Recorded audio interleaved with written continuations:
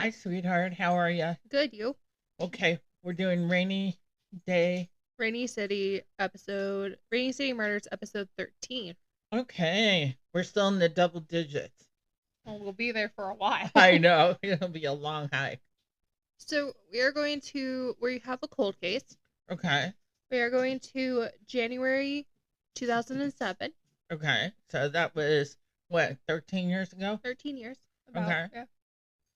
We are going to, no, that's longer than that. I'll do my math later. No, it's like 18 years. We're going to Rochester, Washington, in Thurston County. Rochester. Uh-huh. Okay, Thurston County. Thurston County, which is south of us. It's It's Olympia. kind of between. It's Olympia. Yeah, it's Olympia. Because Olympia's in Thurston. Yeah. We are doing Karen Bodine. Okay. I don't remember hearing about her, Okay. but I'm sure once you start telling me, I'll know about it. Okay. Last seen alive Okay. on Sunday, January 21st, 2007. Okay. Last seen alive. Last seen alive. Okay. She was wandering through the streets of Lacey Okay. when a neighbor noticed her and called the police. When police arrived, Karen told them she was fine, despite not wearing a winter coat in the cold weather. Okay. And Okay. So they consider cold here 40 degrees. But in January in Lacey, they tend to get more snow than we do. Yes, they do. They do tend to get snow. Yes. The officers stayed with her for a little while, and then they left her alone. Okay. At the time, Karen was staying with a friend. She had left her parents' home after a domestic violence incident with her boyfriend that resulted in a protection order. Against her? Against her. Okay. So the next day, Karen was still at the friend's house where they and the other house guests were known to do drugs. Okay. They reported last seeing her around 3 a.m. when she left the house. She left on foot and wasn't seen alive by friends or family again. Okay. But she left the drug house. She left a drug house.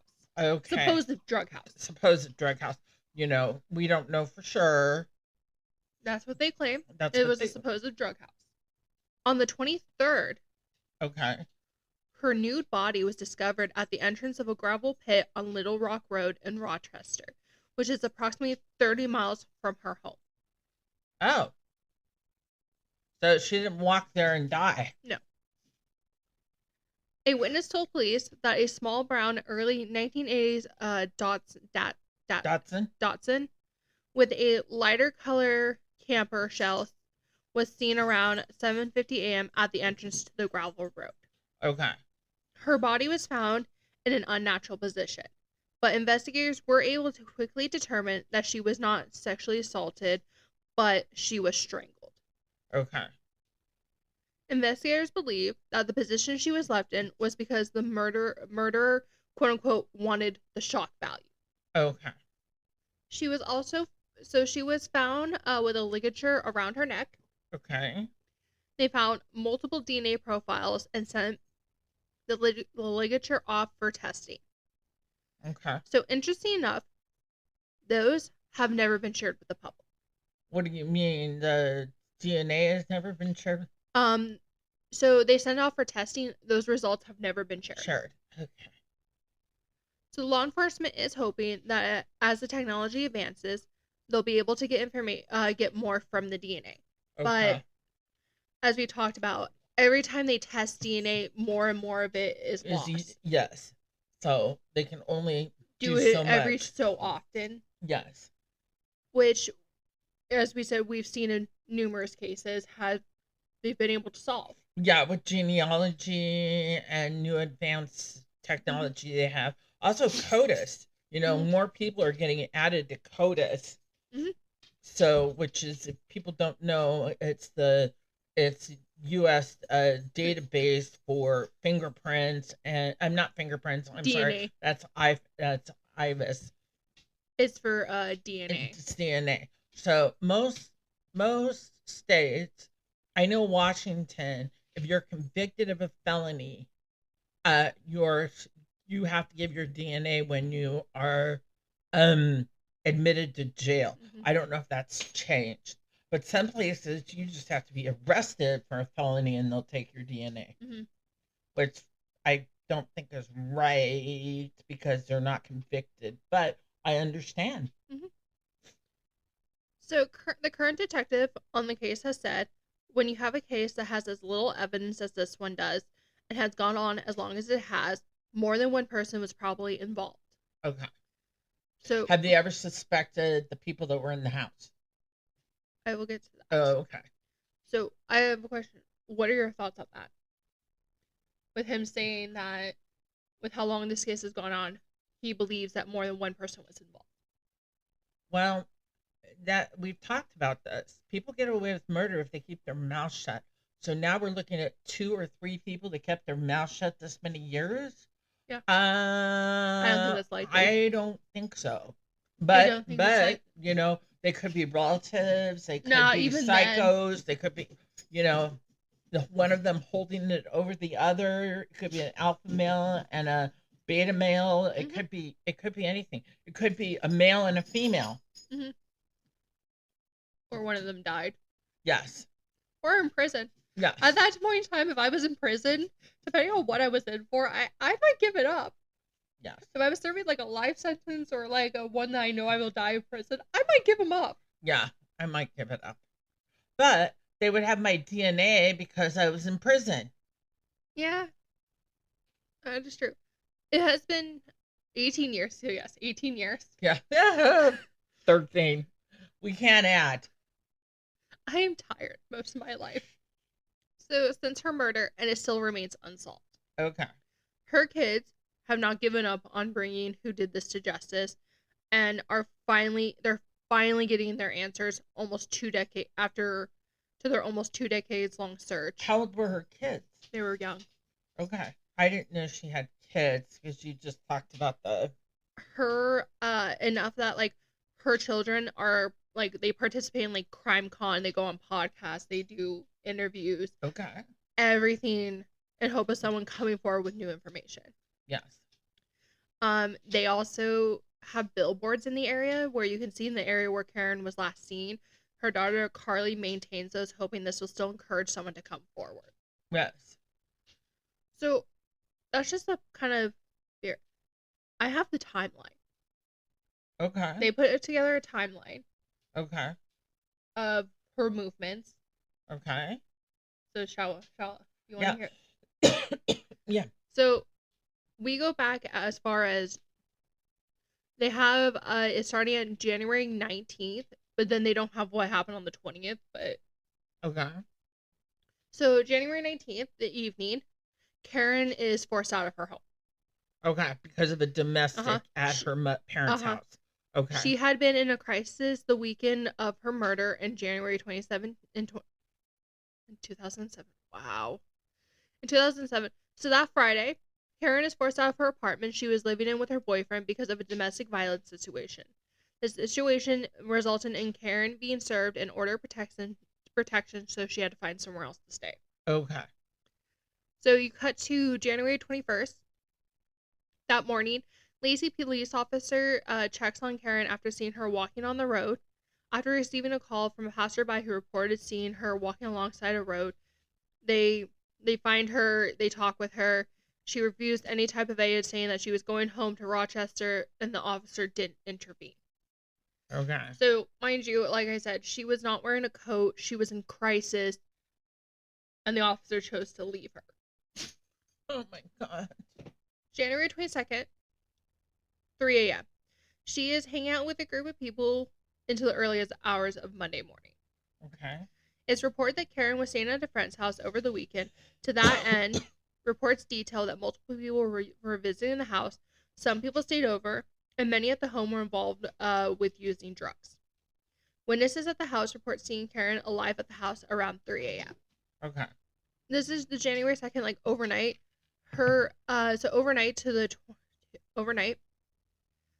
her body is dumped at the gravel site in the early hours of Monday morning. Police described her conditions as a brutal attack and potentially perpetrated by someone she knew. Okay. So this is still January 22nd, 7:50 a.m., a small brown early 1980s car spotted at the gravel entrance, and that was from multiple witnesses. Okay.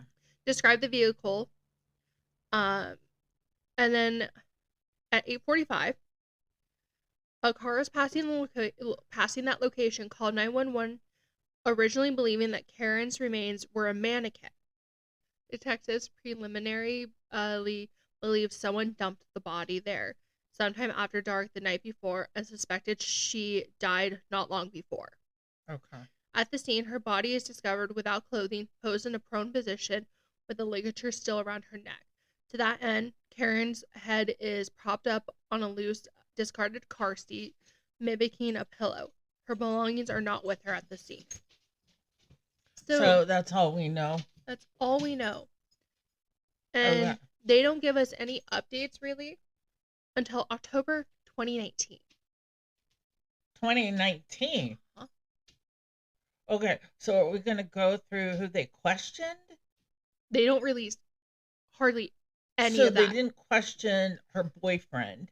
They probably did, but... and they didn't question the they people had to. she I'm was assuming they had to. Quote, the drug house. Yeah, I'm assuming they questioned all of them. I mean, you would think that they would have to question who owned a Toyota. Mm-hmm. I mean, a Datsun, Toyota, they're almost the same car. Essentially, I think how her family looked at it is that the police weren't really doing a whole lot. They weren't. No.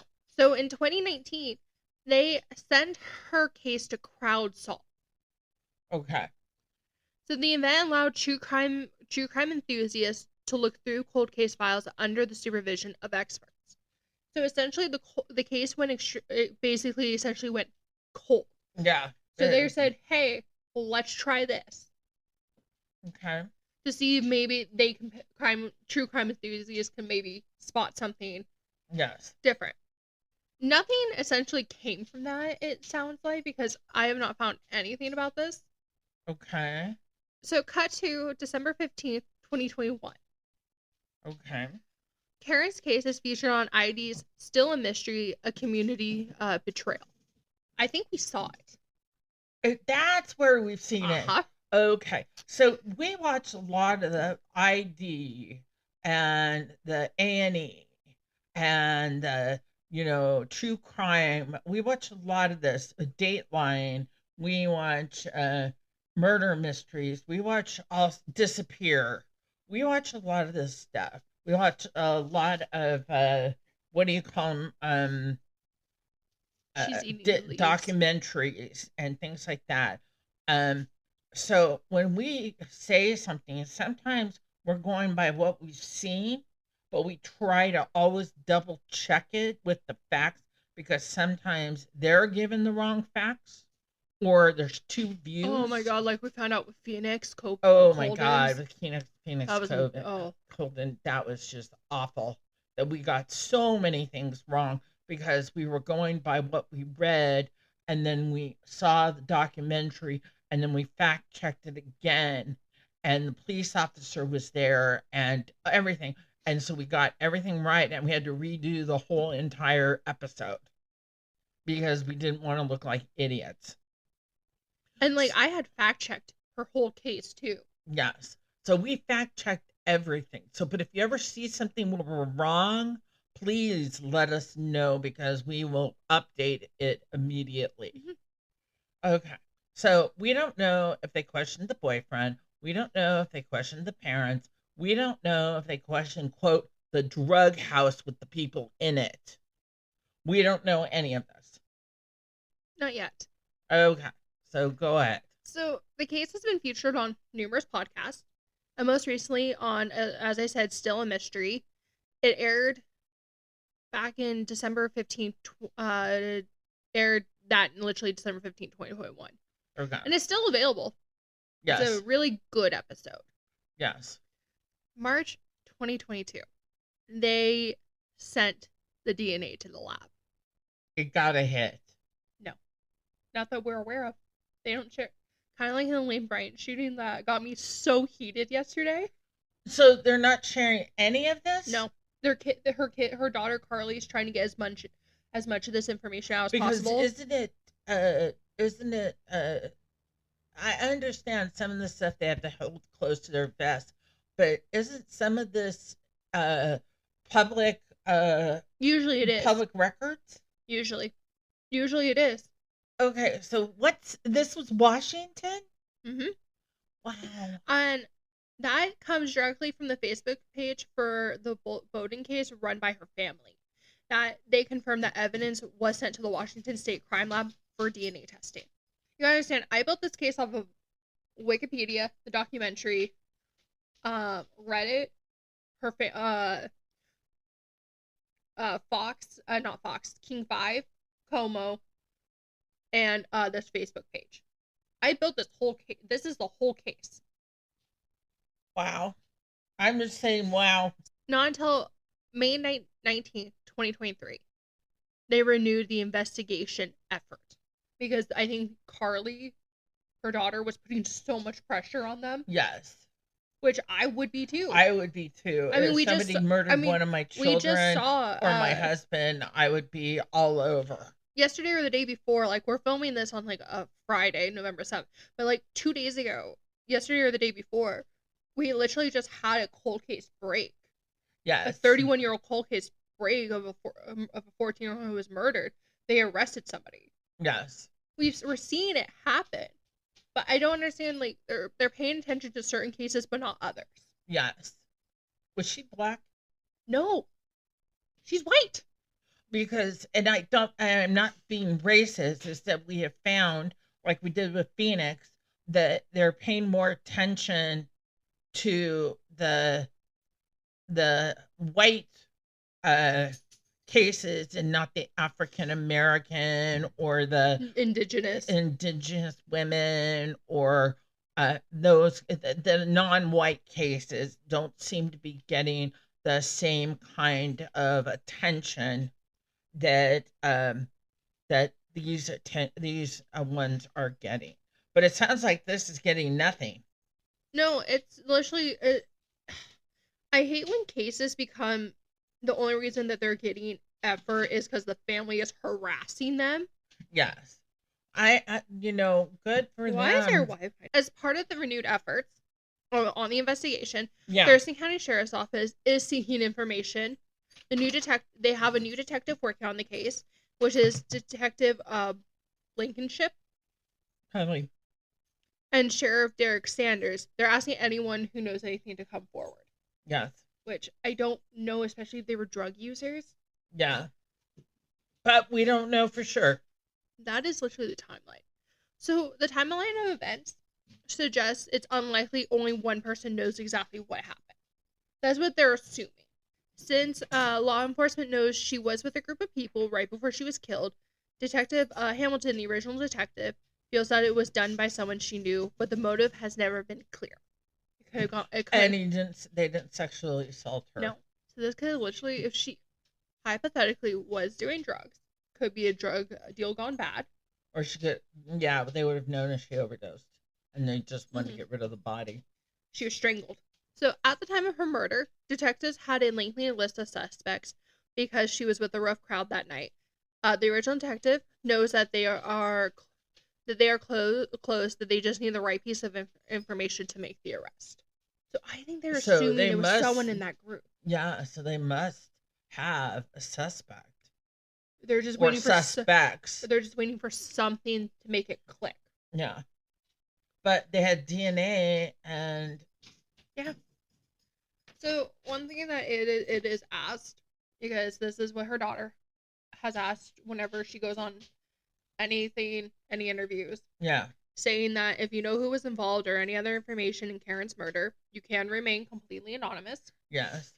By contacting Crime Stoppers of the South Sound at it's 1-800-222-TIPS. That is 1-800-222-8477. Okay. Saying you can also send in your anonymous tips through the P3 Tips app that you can download onto your phone for free. Crime Stoppers will pay you a cash reward of up to $1,000 if your tip leads to an arrest in the case. Okay. So there's not a big, huge reward. No. But that shouldn't be the reason you're doing it. No. Yes, I would love $100,000 reward, but if I knew about a murderer, I would turn their asses in. I would too, especially if it means getting a family closure. Yes, I would. That they've been seeking for. So just hear me out, people. If I'm your friend and I see you on national TV because you murdered somebody and there's $100,000 reward, or there's only $1,000 reward, I am hanging your ass out to dry. Depends on the person for me. It depends on the person. Okay. I wouldn't hang Mariana or Christy out to dry. I would hang Christy. I'm kidding. I love Christy. I just don't see her come over. You know Christy can watch this, right? I know she can. And Christy, I'm just kidding. I wouldn't hang you out to dry. I have a list of other people I hang out to dry first. Oh my God. Including her mother. For $100,000, I'd be in jail. But make sure you get some of the money. Yeah. So, is that it for today? That's all we have on this case. That's all we have on this case. And that is from, again, like I said, I've updated. That all came from the case that was published in January of this year. That's crazy. There's nothing. There's nothing for this case. Okay. If anybody knows anything, please contact them. I can't imagine being told that my mom was not coming home. Yeah. And we have no idea if she has an ex-husband or the boyfriend was the father. We don't know any of that. If you're more interested in the case, you can go and look for the podcast and the ID documentary or, definitely. Yeah, especially the documentary because it lays out, like, it shows you, like, where she was found. It shows everything. Yeah. Okay, babe. This is a short one. It's a really short one. Yeah. But I hope we did it justice. So, yeah, not a lot of information. Mm-mm. Okay. I'll see you tomorrow. Yep. Bye.